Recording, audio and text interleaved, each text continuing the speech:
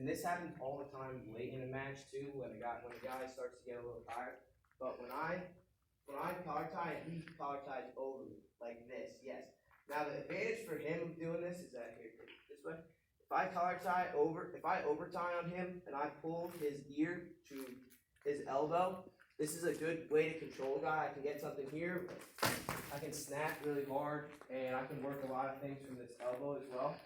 So if I'm here and I come to this elbow, or if I come to this underhook, I got plenty of room to work. So I've been seeing it a lot coming up in high school wrestling.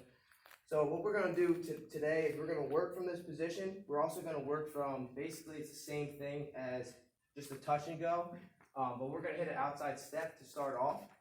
So what I like to do is I get in on my collar tie. I've been liking lefty collar tie because it sets me up for my outside step, which I feel more comfortable hitting to this leg. So I line up lefty. I line up with my lefty collar tie. He over ties, right? Usually in this position, I like to be with my head on the inside, and I like to have my other hand on his shoulder, so he can't really move around too much. If he tries to go, if he tries to take a shot, I can still snap him.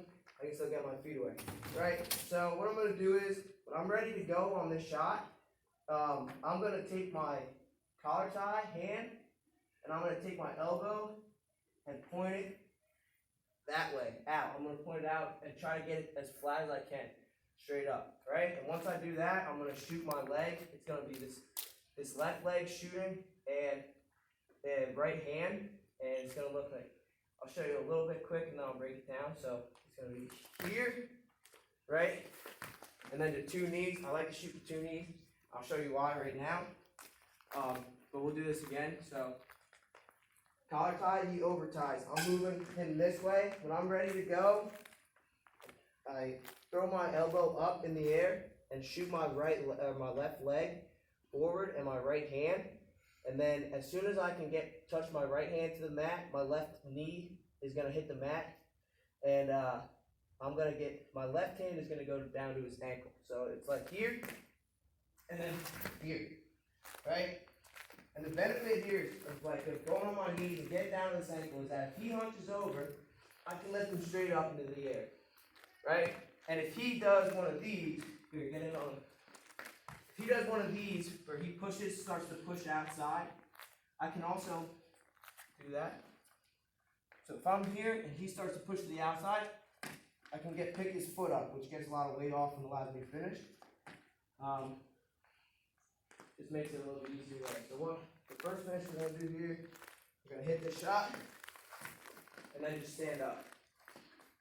And if you got to pick out your foot, pick it out, and score. This is just the first of the series, so this shot is really basically my favorite shot now. I collar tie, he over ties. I'm moving him around in this position, right? It doesn't have to be, you don't have to be hanging out in this position either. He can collar tie, right? And I can over tie and just go, right? It could be instantaneous, but just for drill purposes, I want to be here, control him, right? When I go, it's left leg, right hand, left arm goes up. Here, get to his ankle or his foot as slow as you can.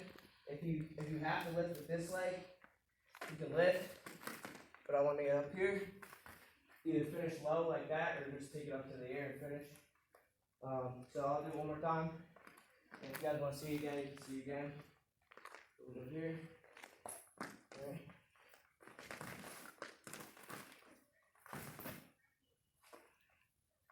Any questions?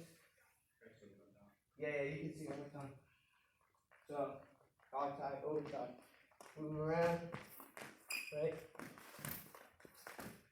The key is getting my hips as close to the leg as I possibly can, alright? Anybody else?